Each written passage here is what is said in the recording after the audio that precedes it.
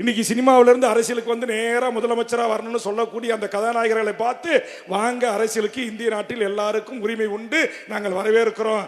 வர்றதுக்கு முன்னாடி எங்கள் டென்ஷனுடைய தொழிலாளருடைய 500 குடும்ப பிரச்சனை என்ன என்பது நடிகரே உங்களுக்கு தெரியுமா? இன்னைக்கு NLC பிரச்சனை என்பது உங்களுக்கு தெரியுமா? பரந்தூருக்கு போய் வண்டியிலே இருந்து கையசிட்டு வர்றது அரசியல் அல்ல.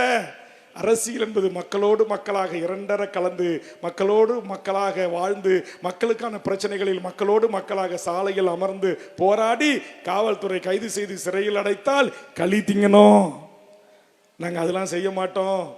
நேராக நாங்கள் வருவோம். யாரோ எழுதிய பாட்டுக்கு வாய் அசைப்போம். எவனோ ஒரு ஸ்டிண்ட் நடிகர் உயிரை பணையம் வைத்து சண்டை போட்டான்னு அதை பார்த்து ரசிக்கிற ஒரு கூட்டம், யாரோ ஒருவருடைய கதைக்கு நடிக்கிற ஒரு கூட்டம், அந்த கூட்டத்தின்பால் ஈர்க்கப்பட்டு இன்றைக்கு கற்பனை தாயா மிதிப்பட்டு மயக்கம் போட்டு எத்தனை தொலைக்காட்சி நேரடியாக காட்டுறான். பாவம், ஒரு டீ கடைக்காரன், ஒரு மளிகை கடைக்காரன், ஒரு ஓட்டு போட்ட வீடு, அந்த வீதிகளில் இருந்து ஏர்போர்ட்ல வர அத்தனை வீடுகளில் ஏறி நின்று குதிச்சு ஓடுகள் உடைந்து ஹாஸ்பிட்டலா ஷீட்டு உடைந்து எத்தனை குடும்பங்கள் இன்னைக்கு நடுவீதிக்கு வந்திருக்குன்னு. 15,000 பேர் இன்றைக்கு அவரவர்கள் பணிக்கு செல்ல முடியல. தாய்மார்கள் பெரியோர்கள் கதறாங்க.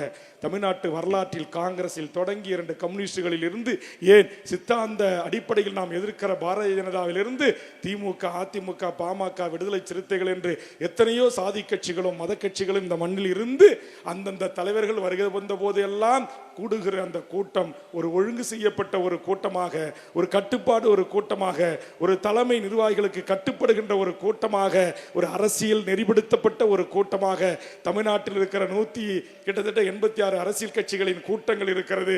இந்த வரையறுக்குள் வராத ஒரே கூட்டம் அப்படின்னா திருச்சியிலையும் மதுரை விமான நிலையத்திலையும் பொது சொத்துக்களை சேதமாக்கி சென்னை எம்எல்ஏ விடுதி சாலையில் இருந்த அத்தனை பாறைக்காட்டுகளையும் உடைத்து பாவம் கூண்டு அமைச்சிருக்கிறாங்க. அந்த கூண்டு மேல ஏறுறான்.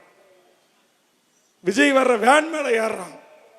நான் விஜயை தப்பு சொல்லல, என் தமிழ்நாட்டு மக்களை தான் தப்பு சொல்லுவேன்.